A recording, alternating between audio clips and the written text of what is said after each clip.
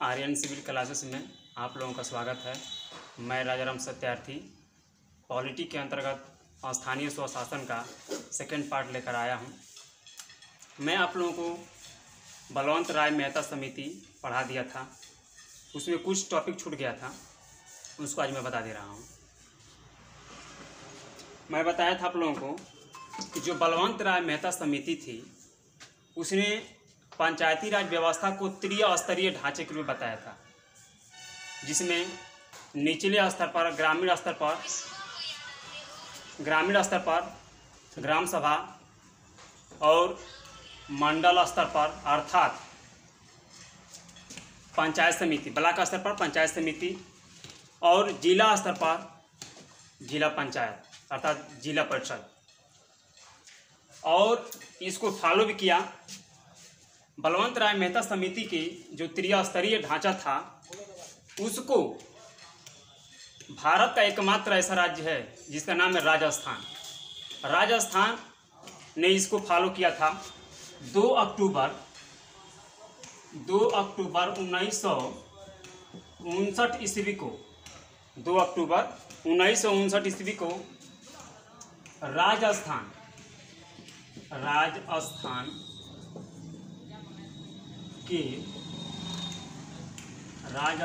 के नागौर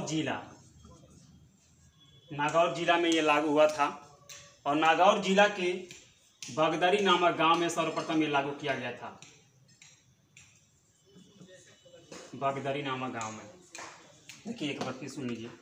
मैंने बताया भी आप लोगों को कि यह पंचायती राज व्यवस्था त्रिस्तरीय आधार पर सर्वप्रथम 2 अक्टूबर 1959 ईस्वी को राजस्थान के नागौर जिला के बगदरी नामक गांव में लागू किया गया था, और इसके बाद आंध्र प्रदेश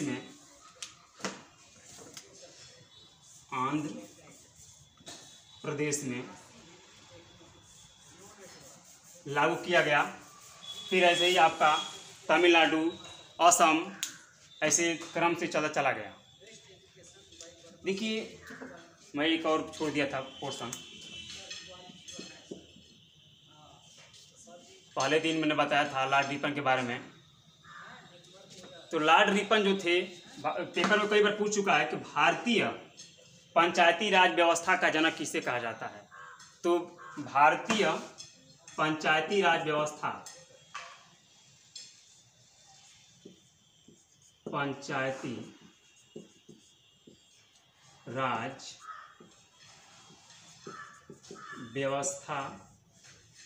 का जनक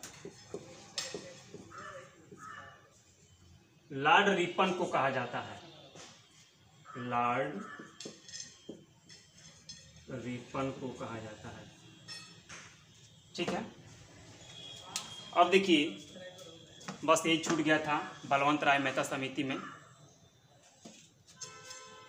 यह बलवंत राय मेहता समिति के सिफारिश पर त्रिस्तरीय लागू कर दिया गया, और 2-4 साल बीता, ऐसे करके यह 20 साल बीता, और 20वें साल में 1977 ईस्वी में एक और समिति का गठन किया गया, और उस समिति का नाम है अशोक मेहता समिति। अशोक मेहता समिति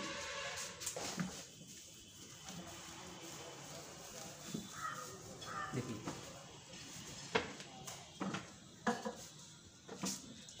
अशोक मेहता समिति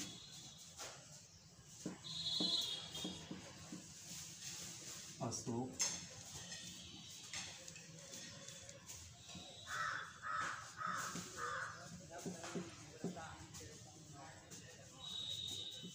उन्नीस 1977। मैं बता दूं आप लोगों को, जो अशोक मेहता समिति थी, इसका गठन बलवंत राय मेहता समिति के सिफारिश और पंचायती राज व्यवस्था जो लागू किया गया था उसका मूल्यांकन करने के लिए और पंचायती राज व्यवस्था को और प्रभावशाली बनाने के लिए इस अशोक मेहता समिति का गठन किया गया था। और इस समिति का गठन 1977 ईस्वी में किया गया, और जिसमें सदस्यों की संख्या, जिसमें सदस्य जो थे 13 लोग थे।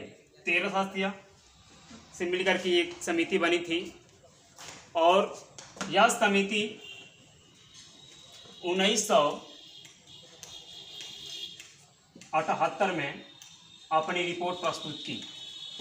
जब 1978 ईस्वी में प्रस्तुत की अपना रिपोर्ट, तो इसने जो बलवंत राय मेहता समिति त्रिस्तरीय पंचायती राज व्यवस्था का स्ट्रक्चर बताया था, उसको इसने नकार दिया। इसने कहा कि नहीं, पंचायती राज व्यवस्था और प्रभावशाली होगी कब, जब त्रिस्तरीय की जगह पर द्विस्तरीय रहेगा। तब त्रिस्तरीय की जगह पर क्या रहेगा, द्विस्तरीय। अर्थात अशोक मेहता समिति अपना रिपोर्ट के रूप में पंचायती राज व्यवस्था को द्विस्तरीय बताया। द्विस्तरीय पंचायती राज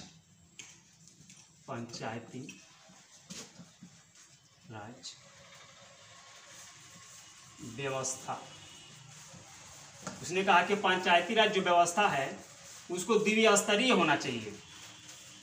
पहला, मंडल स्तर पर मंडल पंचायत, मंडल स्तर पर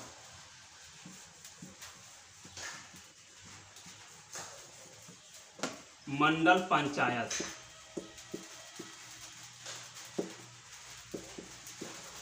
और दूसरा जिला स्तर पर जिला परिषद।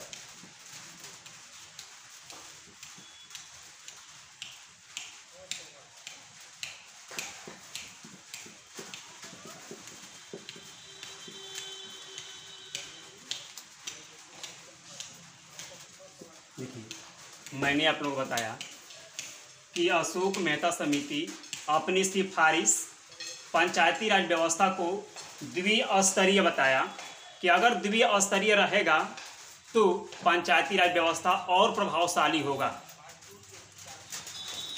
मंडल स्तर पर मंडल पंचायत और जिला स्तर पर जिला परिषद। उसने बताया कि जो त्रिस्तरीय है, त्रिस्तरीय अर्थात निचले स्तर पर, ग्रामीण स्तर पर ग्राम सभा और ब्लॉक लेवल पर जो पंचायत समिति है उसको हटा दिया जाए, और उसके हटा करके उसके जगह पर मंडल पंचायत कर दिया जाए।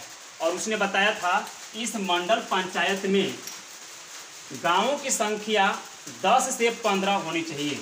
उसने सुझाव दिया था कि गांव कितने होना चाहिए, 10 से 15, गांवों की संख्या 10 से 15 होनी चाहिए मंडल पंचायत के अंतर्गत।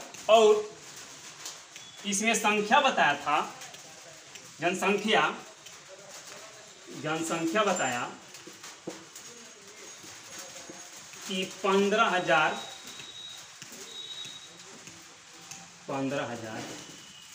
से लेकर के 20,000। उसने बताया था कि मंडल पंचायत के अंतर्गत गांवों की संख्या 10 से 15 होगी, और जिसमें जनसंख्या 15,000 से लेकर के 20,000 तक होगी। और इन्होंने अपना ये सिफारिश किया, और इतना सिफारिश करने के बाद इन्होंने कहा कि जो पंचायती राज व्यवस्था है इसका चुनाव लड़ने के लिए जो प्रत्याशी आएगा उसको किसी दल का चुनाव चिन्ह लेकर लड़ना पड़ेगा। कोई भी व्यक्ति चुनाव लड़े पंचायत का, वह दल का लेकर चुनाव चिन्ह लेकर लड़ेगा। देख लीजिए एक बार फिर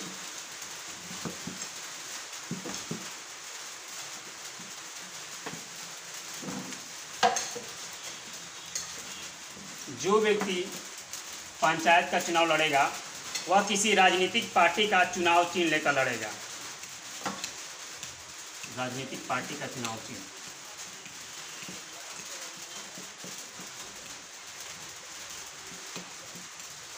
पार्टी का चुनाव चिन्ह।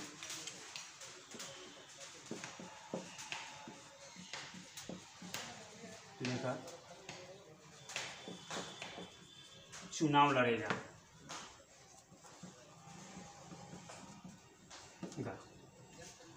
और फिर उसने बताया कि जो मंडल पंचायत है, उस मंडल पंचायत का जो अध्यक्ष है उसका निर्वाचन प्रत्यक्ष रूप से होगा।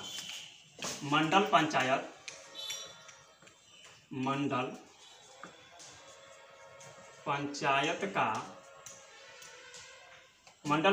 के अध्यक्ष मंडल पंचायत के अध्यक्ष का चुनाव प्रत्यक्ष रूप से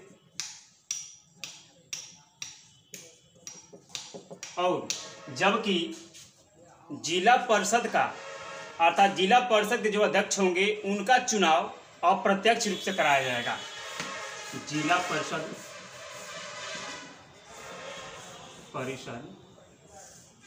के अध्यक्ष का चुनाव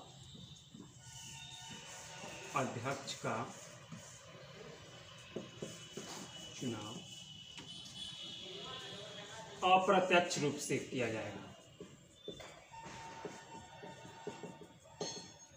देखिए, मैंने बताया आप लोगों को कि अशोक मेहता समिति अपने सिफारिश में यह रिपोर्ट प्रस्तुत की कि मंडल पंचायत के जो अध्यक्ष होंगे उनका निर्वाचन प्रत्यक्ष रूप से किया जाएगा और जबकि जिला परिषद के जो अध्यक्ष होंगे उनका निर्वाचन अप्रत्यक्ष रूप से कराया जाएगा। तो मैं बता दूं आप लोगों को फर्स्ट ऑफ ऑल कि आइए हम जानते हैं यहाँ पर कि प्रत्यक्ष और अप्रत्यक्ष में अंतर क्या है। देखिए, प्रत्यक्ष और अप्रत्यक्ष, जब किसी प्रतिनिधि का चुनाव अर्थात जब किसी प्रतिनिधि का निर्वाचन जनता करती है, या ऐसे कह सकते हैं कि जनता द्वारा चुना हुआ प्रतिनिधि प्रत्यक्ष रूप से कहलाता है या प्रत्यक्ष निर्वाचन होता है, और जनता द्वारा चुना हुआ प्रतिनिधि और वे अपना जब प्रतिनिधि चुनते हैं तो उनको अप्रत्यक्ष रूप से निर्वाचन बोलते हैं। तो उसी प्रकार अर्थात कहने का मतलब ये है कि अशोक मेहता समिति अपना सिफारिश किया कि जो मंडल पंचायत का अध्यक्ष होंगे उनका निर्वाचन जनता द्वारा किया जाएगा। इस बात से स्पष्ट हो रहा है। जबकि जिला परिषद के जो अध्यक्ष होंगे उनका निर्वाचन जनता द्वारा चुने हुए प्रतिनिधि, वे लोग अपना प्रतिनिधि चुनेंगे जिसको क्या बोलेंगे, अध्यक्ष बोलेंगे। ठीक है। और फिर उन्होंने सिफारिश किया कि जो मंडल पंचायत है और जिला परिषद है, जिला परिषद को इसमें इंपॉर्टेंस दिया, काफ़ी महत्व दिया। उसने बताया कि जो भी योजनाएं लॉन्च की जाएंगी, उन जो भी प्रॉब्लम क्रिएट होगा उन सारे प्रॉब्लमों का योजना के रूप में बनाएगा जिला परिषद। जो भी योजनाएं आएंगी उन योजनाओं को जिला परिषद तय करेगा और उन योजनाओं को मंडल पंचायत क्या करेगा, संचालन करेगा जनता में। ये बात अशोक मेहता समिति ने तय किया था। अर्थात मैंने बताया कि जिला परिषद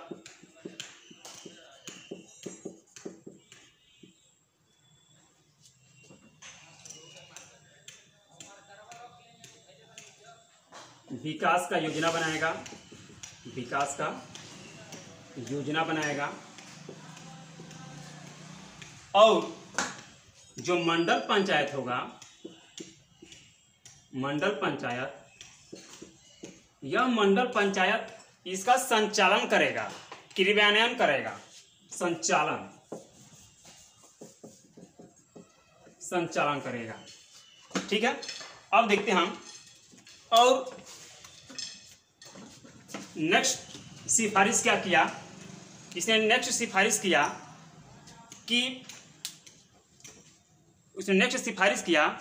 कि अगर भारत सरकार चाहती है कि इसमें गरीब जनता का भी उत्थान हो, पिछड़े हुए जो लोग हैं उनका उत्थान हो, तो सरकार को इसमें अनुसूचित जाति, अनुसूचित जनजाति के लोगों को इसमें सीट आरक्षित करना पड़ेगा, तभी क्या होगा, उनका विकास हो सकता है, सामाजिक रूप से भी और आर्थिक रूप से भी, और उसमें ये लोग इन सभी चीज़ों में इंटरेस्ट भी लेंगे। उसने क्या किया, सिफारिश क्या किया, एससी और एसटी के लोगों को सीटों का आरक्षण, सीटों का आरक्षण के लिए सिफारिश किया। लेकिन आगे चल करके भारत सरकार अशोक मेहता समिति के सिफारिशों को अपर्याप्त घोषित करके अमान्य कर दिया। जब अमान्य कर दिया तो इसके बाद इसी क्रम में पीवी के राव समिति आई। पीवी के राव समिति, जब पीवी के राव समिति आई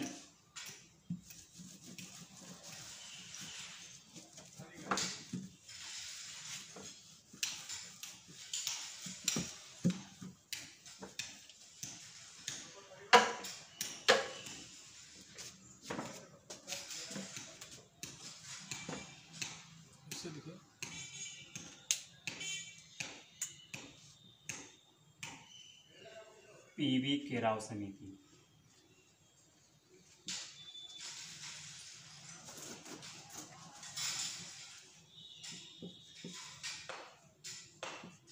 उन्नीस सौ 50।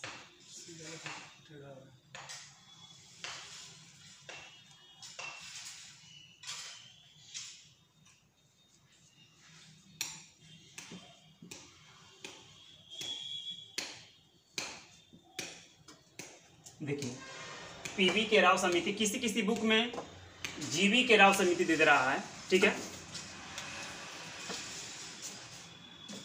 पीवी के राव समिति का गठन मैंने, देखिए, आप लोगों को बताया था पहले दिन कि जो भी समितियां गठित की जाएंगी उन सारे समितियों का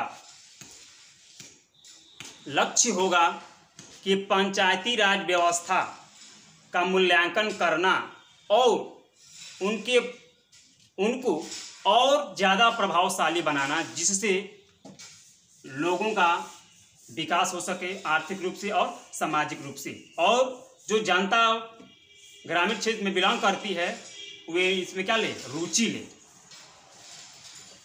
मैं बता दूं आप लोगों को कि पीवी के राव समिति 1985 ईस्वी में गठित की गई थी, जिसका अध्यक्ष थे पीवी के राव, और यह समिति 1985 में जब गठित की गई थी तो यह समिति अपना रिपोर्ट 1986 ईस्वी में प्रस्तुत किया। जब 1986 ईस्वी में प्रस्तुत किया तो इस समिति ने अपना पहला सिफारिश प्रस्तुत किया। इसने कहा कि नहीं, जो पंचायती राज व्यवस्था है, पंचायती राज व्यवस्था को 4 स्तरीय करना पड़ेगा। अगर वह 4 स्तरीय रहेगा तो भी क्या होगा, देश का विकास हो सकता है, ग्रामीण इलाकों का विकास हो सकता है। तो 4 स्तरीय कौन कौन सी है, जरा देख लेते हैं हम लोग। 4 स्तरीय पंचायती राज व्यवस्था, 4 स्तरीय, 4 स्तरीय पंचायती राज व्यवस्था।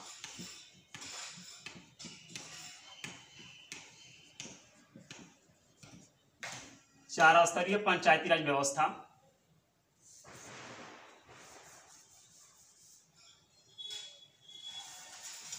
पहला, राज्य स्तर पर, राज्य स्तर पर राज्य विकास परिषद, राज्य विकास परिषद।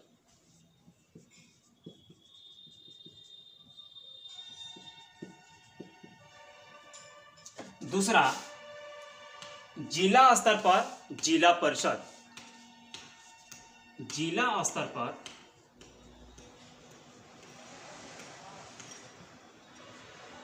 जिला परिषद।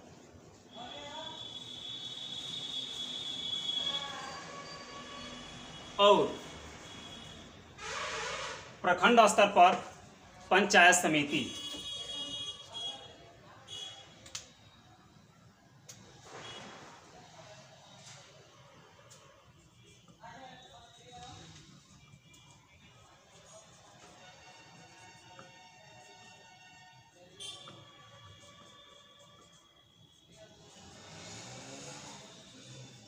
और गांव स्तर पर ग्राम सभा।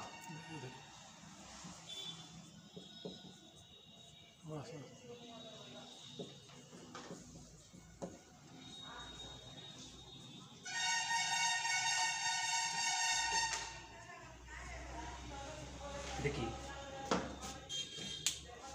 उन्होंने बताया कि 4 स्तरीय होना चाहिए। राज्य स्तर पर राज्य विकास परिषद, जिला स्तर पर जिला परिषद, और प्रखंड स्तर पर अर्थात ब्लॉक स्तर पर पंचायत समिति, और ग्राम स्तर पर ग्राम सभा। और दूसरी सिफारिश किए, इन्होंने दूसरी सिफारिश किया कि इनका जो चुनाव होता है समय समय से कराया जाए, अर्थात पंचायती राज व्यवस्था के अंतर्गत जो चुनाव कराए जाते हैं उन चुनाव को नियमित कराया जाए। और तीसरा सिफारिश क्या किया? चुनाव का नियमित करना, अर्थात निर्वाचन नियमित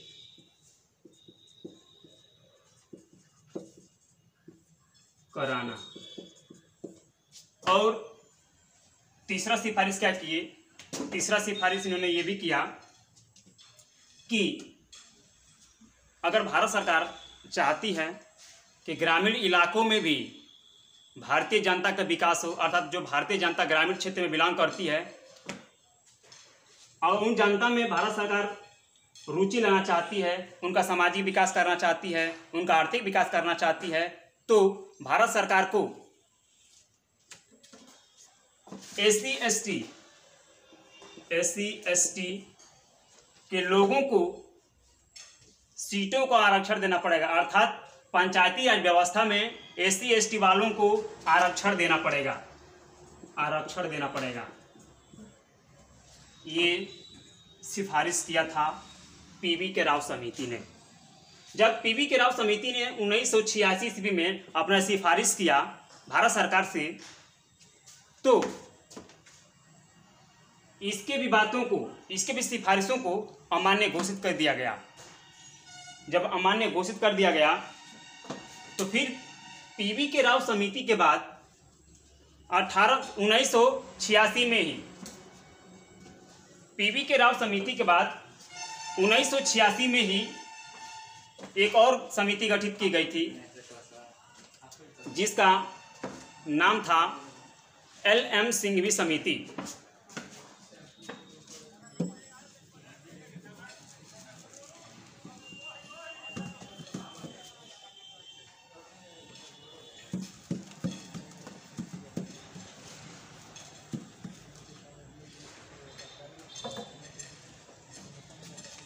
एल.एम. सिंघवी समिति, एल.एम.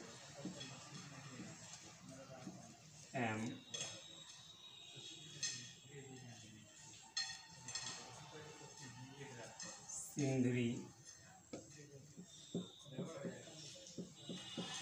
समिति 1986, ये भी 1986 में ही गठित की गई थी। देखिए, एल.एम. सिंघवी समिति का गठन 1986 ईस्वी में किया गया। जो इस समिति का अध्यक्ष थे एल.एम. सिंघवी अर्थात लक्ष्मीमल सिंघवी। इनका फुल नाम है लक्ष्मीमल सिंघवी। लक्ष्मीमल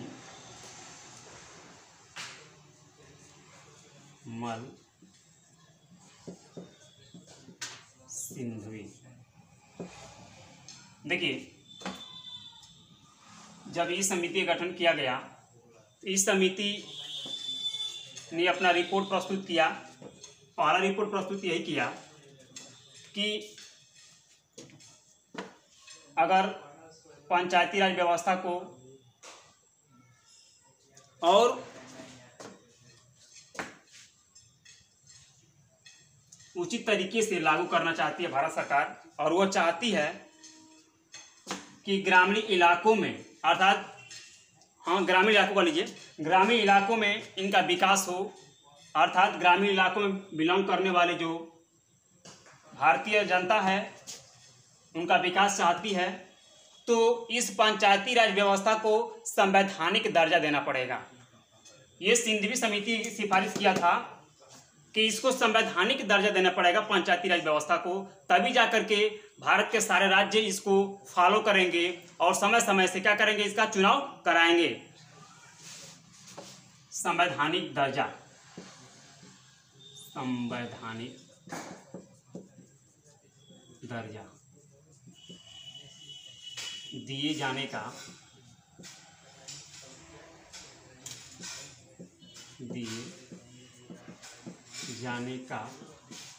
सिफारिश किया।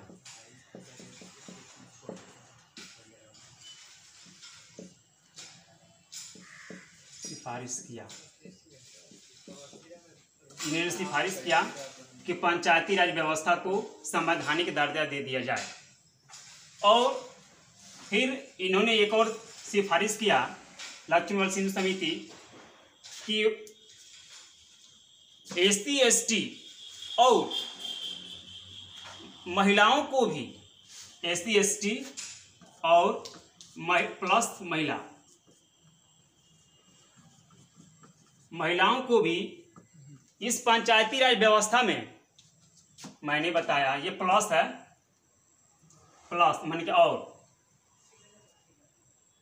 मैंने बताया SC ST प्लस सारे वर्गों के महिलाओं को इसमें आरक्षण दिया जाए। SC ST के महिलाओं का क्या जाए, इसमें आरक्षण दिया जाए, तभी जाकर के पंचायती राज व्यवस्था मजबूती से लागू होगा और भारतीय जनता का विकास होगा। उसके बाद देखिए पंचायत LM सिंघवी समिति ये सिफारिश की, और सिफारिश करने के बाद फिर इसके बाद एक और समिति आई जिसका नाम है PK थुंगन समिति। PK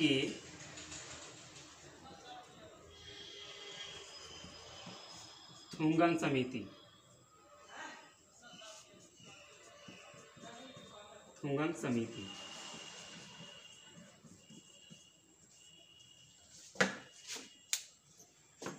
देखिए एक मिनट सॉरी, एक और सिफारिश किया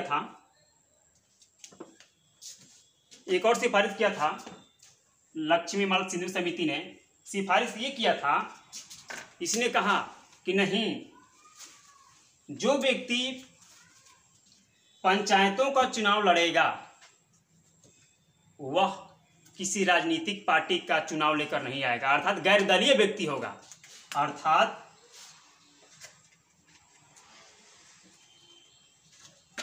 गैर दलीय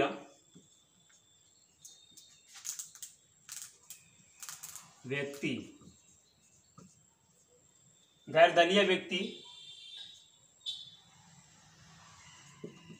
चुनाव लड़ेगा।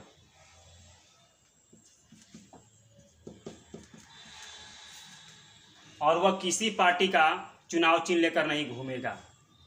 सिंघवी समिति ने सिफारिश किया था। इसे मैंने पहले बताया था आप लोगों को, अशोक मेहता समिति सिफारिश किया था कि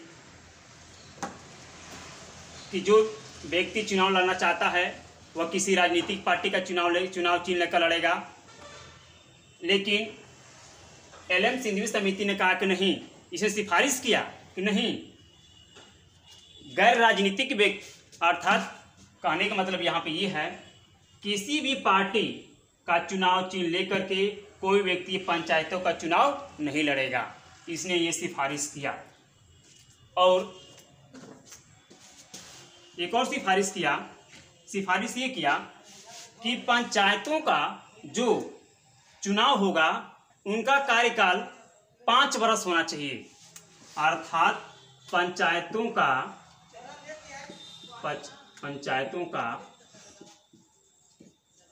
कार्यकाल 5 वर्ष होना चाहिए। इस एलएम सिंघवी समिति ने किया था सिफारिश में कि जो पंचायतों का कार्यकाल है वह 5 वर्ष तक होना चाहिए और इनका चुनाव समय समय पर होना चाहिए। इतना सिफारिश एलएम सिंघवी समिति ने किया था और तब जाकर के फिर आगे चलकर एक और समिति का गठन किया गया। उस समिति का नाम था पीके थुंगन समिति, जो 1988 ईस्वी में गठित की गई थी।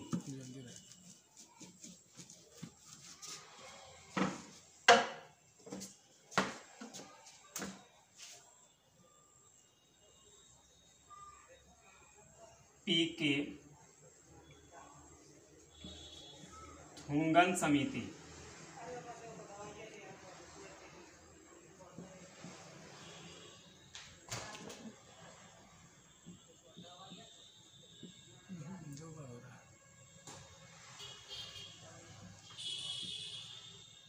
उन्नीस सौ 88। देखिए, मैंने बताया कि एलएम सिंघवी समिति के बाद ये पीके थुंगन समिति आई, या पीके थुंगन समिति आई, तो इसने भी जो बातें, जो सिफारिशें एलएम सिंघवी समिति ने दोहराया था, सेम वही सिफारिश के रूप में यह प्रस्तुत किया पीके थुंगन समिति। इन्होंने भी कहा कि पंचायती राज व्यवस्था को संवैधानिक दर्जा दे दिया जाए। पंचायती राज व्यवस्था को